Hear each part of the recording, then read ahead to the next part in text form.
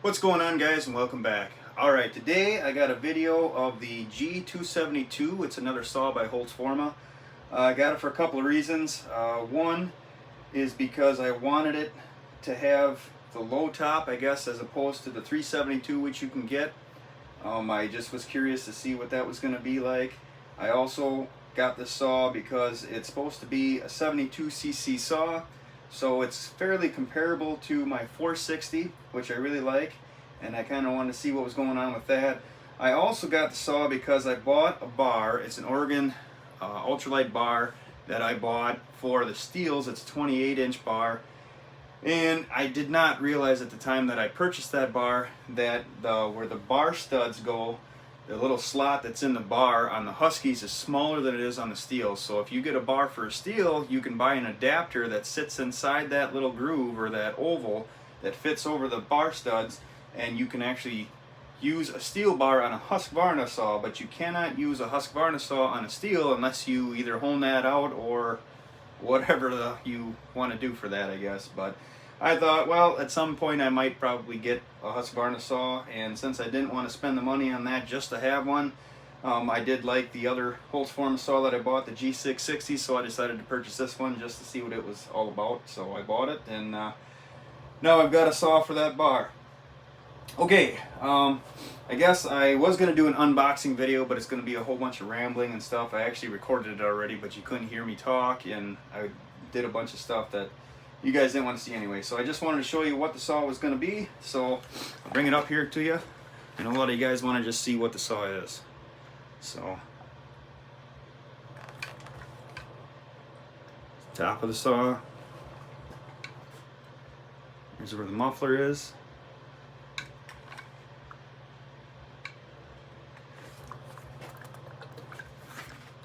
Get the switch in there. Choke feels good. It's got the locking lever for starting.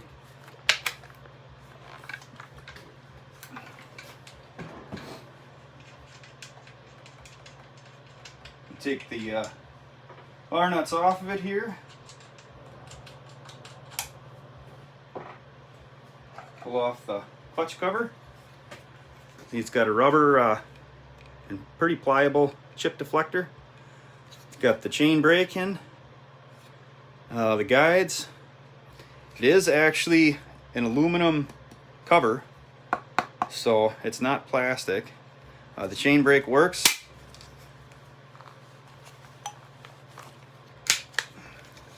That works pretty good.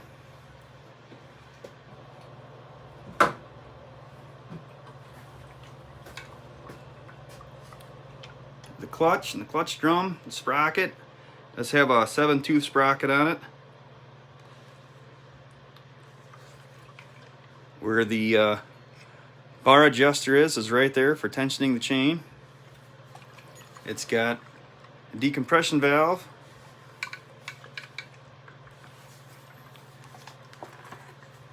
Handle, got pretty decent compression.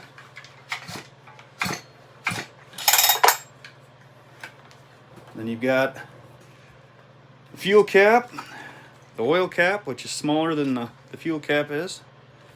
The recoil, the cover anyway, is plastic. One thing I do notice on the saw is that the blue is a different color blue. It's like a lighter color blue than what the G660 was. I don't know if that's something they've changed with all of their saws, or if that's just something with the Husqvarna clones or what, but the saw is pretty light. I mean, I can take it and go like this and hold it there for a very long time, and it doesn't hardly bother you, which is, I mean, you can do that with other saws, but believe me when I tell you, this saw is extremely light. It's got some pretty good vibration dampening on it. Now I'll take the top cover off.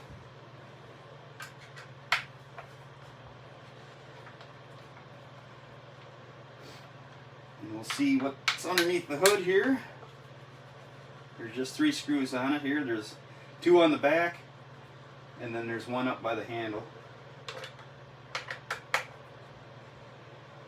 Again, like I said, I was gonna do an unboxing video, but I don't know. I've seen a few of those, and you get to watch a guy take a knife and open up a box and pull out some styrofoam and pull out the air pads and go through all the stuff.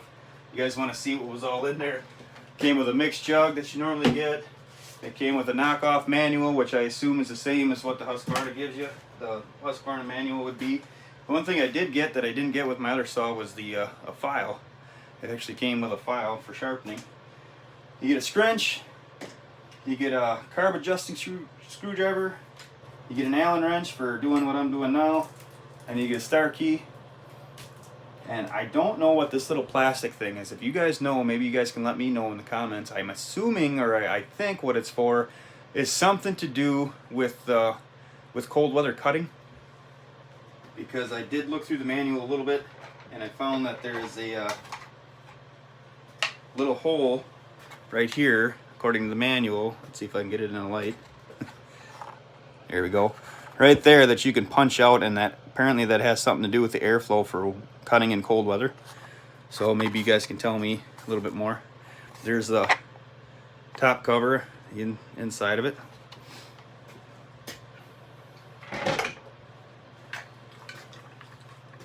And that is what the carburetor looks like. From what I understand, this part right here, where the intake meets the block, or the intake meets the cylinder here, they're known to leak, I guess. So that's something I'm gonna have to watch for to see if that ends up happening.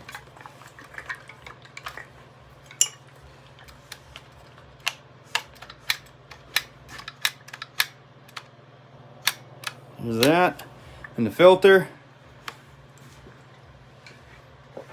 I'll take that off quick for you.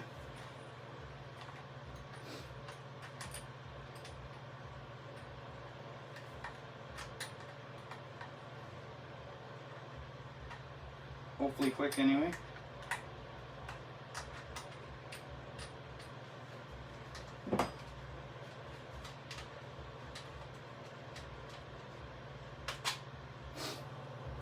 All right, here's that. Just got some inserts on it for the screws that go over it.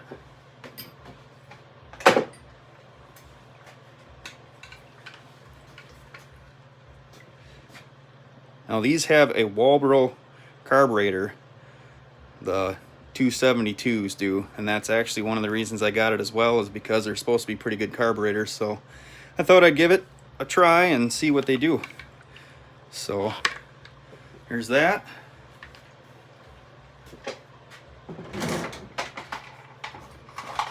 Alrighty guys, well, there you have that. I guess I just wanted to show you guys what the saw was, and let you guys get an idea as to what you'd be getting if you bought a Husqvarna clone, at least the G272 anyway. So I'm going to put this back. What I'm going to do is I'm going to put a bar and chain on it, and I'm going to go outside and I'm going to actually make a few cuts with it. I'm going to do the first fire on it, and we'll make some cuts on a log with it and see how it does, I guess. We'll see what it sounds like and see what it can do. So we'll see you guys in a minute. Okay guys, here we go. First fire, first few cuts with the new saw.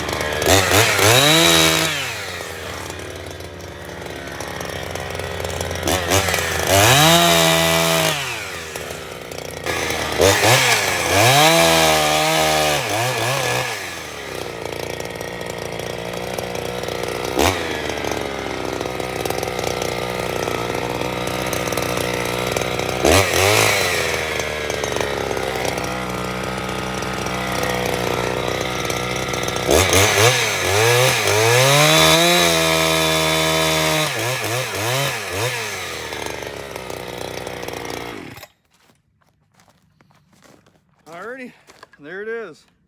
The Holzfforma G272. Not too bad for a 72cc saw with a 28-inch bar and that I can hold up like that. I'm pretty happy with that.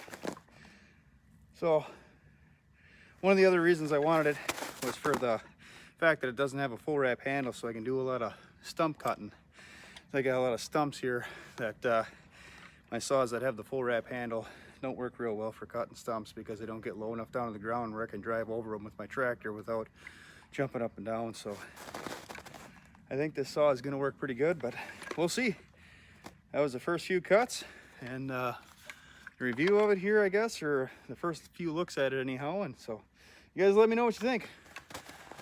I'd be interested to hear what you guys think, and if there's anything that you guys can think of that I should watch out for or whatever. So alrighty, take care, guys.